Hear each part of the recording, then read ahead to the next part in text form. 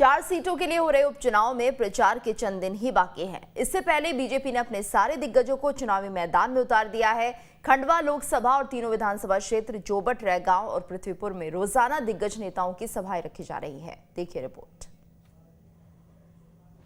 मध्य प्रदेश में जैसे जैसे उपचुनाव नजदीक आ रहा है, कांग्रेस और बीजेपी ये दोनों पार्टियां और एक्टिव होती जा रही हैं।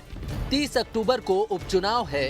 इससे पहले बीजेपी ने जीत के लिए पूरी ताकत झोंक दी है। खंडवा लोकसभा उपचुनाव की प्रचार कमान खुद सीएम शिवराज सिंह ने संभाल रखी है।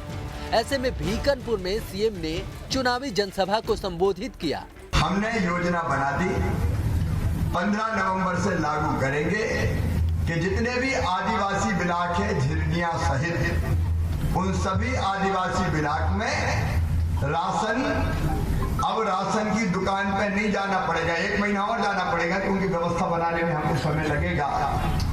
राशन गाड़ी में भराएगा, राशन की दुकान से आपके गांव में आएगा और आपके द्वार पर ही राशन पहुंचाया जाएगा। वहीं हादरपुर पहुंचे सीएम शिवराज का एक अलग अंदाज देखने को मिला। उन्होंने बैंड मास्टर तुकाराम गवई के घर रात गुजारी। इस दौरान प्रधानमंत्री आवास योजना के तहत बने तुकाराम के घर में उन्होंने भोजन किया। सीएम ने कहा कि हमारा मकसद सरकारी योजनाओं को लाभार्थियों के घर तक पहुंचाना है।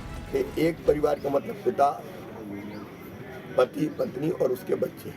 उसके अतिरिक्त अगर छोटे मकान में ज्यादा परिवार रह रहे हैं तो उन परिवारों को हम जमीन आवंटित करेंगे, प्लाट देंगे, पट्टा दे के मालिक बनाएंगे और बाद में फिर उनके मकान बनवाएंगे। क्योंकि आदमी जब इस धरती पर पैदा हुआ तो इतना हक तो उसको है ही कि रहने की जमीन का तो टुकड़ा उसके पास होगा। वहीं केंद्रीय कृषि मंत्री नरेंद्र सिंह तोमर को भी बीजेपी ने स्टार प्रचारक के रूप में चुनावी मैदान में उतारा है। कृषि मंत्री ने खाद की कमी को लेकर ये माना है कि प्रदेश में डीएपी की थोड़ी सी शॉर्टेज है। साथ ही उन्होंने ये भी कहा कि जल्द ही सभी किसानों को खाद मिलेगी।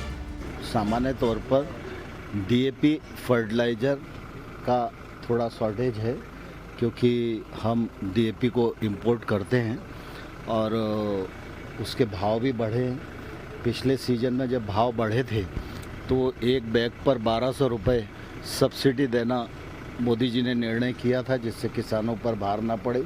और अभी फिर अंतर्राष्ट्रीय भाव बढ़ा तो 1650 रुपया प्रति बैग डीएपी पर सब्सिडी देने का निर्णय हुआ है और डीएपी को मंगाया जा रहा है और कोशिश की जा रही है कि डीएपी की आपूर्ति ठीक से की जाए। खंडवा लोकसभा उपचुनाव के लिए भी प्रचार प्रसार चरम पर पहुंच चुका है। दरअसल यहां बीजेपी की ओर से एक बीजेपी कार्यकर्ता यूपी के सीएम योगी आदित्यनाथ की वेशभूषा में प्रचार करते दिखा।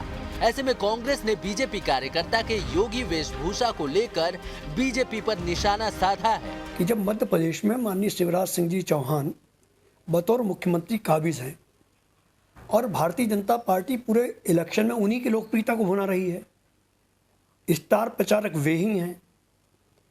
उस सूरत में किसी नकली व्यक्ति को योगी आदित्यनाथ बनाकर उन्हें सजाकर उनसे जनसंपर्क करवाना, मुझे लग रहा है कि भारतीय जनता पार्टी के नेताओं की एक साजिश है और वे मुख्यमंत्री जी को नीचा दिखाना चाहते हैं। उपचुनाव में बस चंद दिन बाकी है।